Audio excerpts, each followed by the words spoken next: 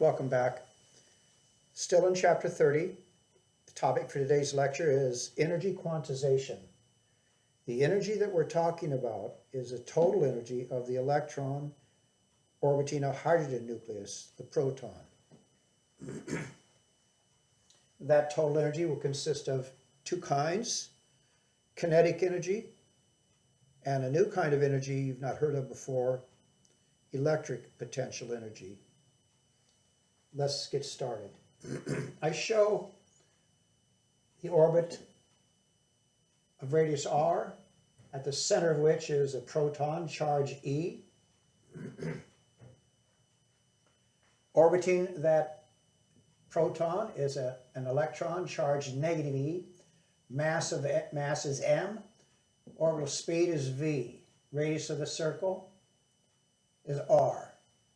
Last time we quantized the orbital radii and found that the nth radii, allowed radius, is n squared times this number in standard units. When we reported the orbital radius equation, we wrote it in terms of angstroms. It was n squared times 0.53 angstroms. We'll use standard international units all throughout this derivation.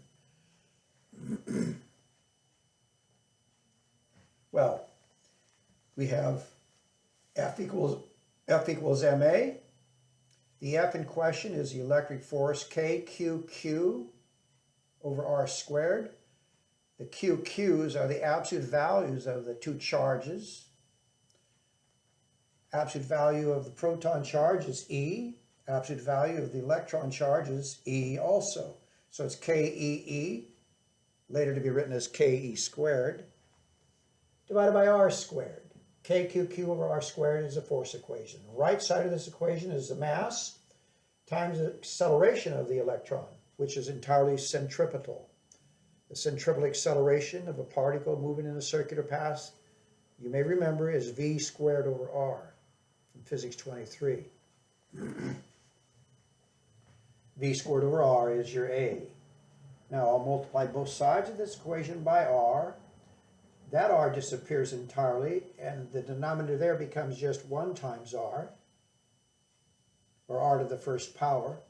And I'll reverse right and left and bring the mv squared to the left and take this ke squared over r to the right side. Now I'll divide both sides of the equation by 2, and you may recognize the left side as 1/2 mv squared, which is the equation for the kinetic energy of a moving particle.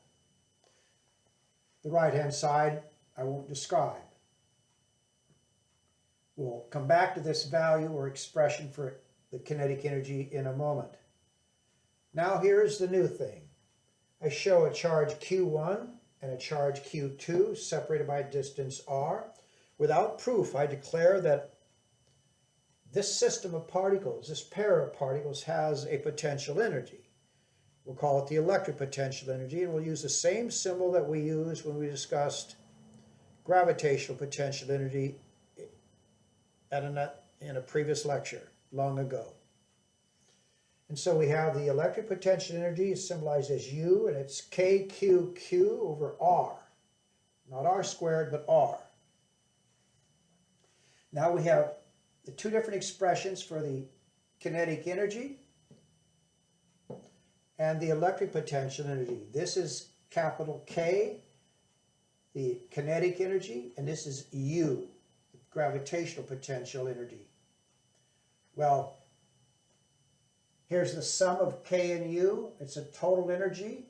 It's 1/2 mv squared here, plus the expression for the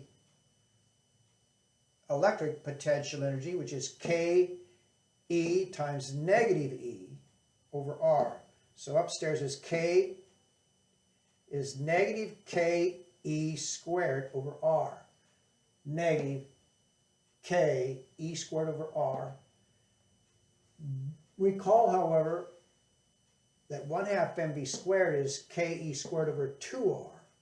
So I take this and put it there in place of 1/2 mv squared and bring this down there, no change. Now these similar fractions can be made more similar by rewriting this one so that it has the same denominator as this one, 2r. So I'll multiply that top by 2 and multiply that by 2, no harm done. And so now we've got the same denominators. Numerators are similar. When you subtract this from that, you end up with a negative. This minus twice that gives a negative that.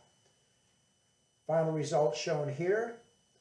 But r can be any one of a number of different quantized radii according to the n squared equation. So I'll replace this r with a subscripted r sub n, and subscript the e so that we know that we're correlating the total energy of the electron in the nth orbit with the radii or radius of the nth orbit. When you substitute the standard international values for the electric force constant and the charge E and R written in standard international terms, you'll get a number in joules, a certain negative amount of joules, which you should then convert into the units that are preferred in this chapter. Electron volts. I'll leave the details to you. You should find that the final expression for the total energy of the electron in the nth orbital is negative 13.6 electron volts divided by n squared. This is the most important equation in the entire chapter. You'll put it to use multiple times.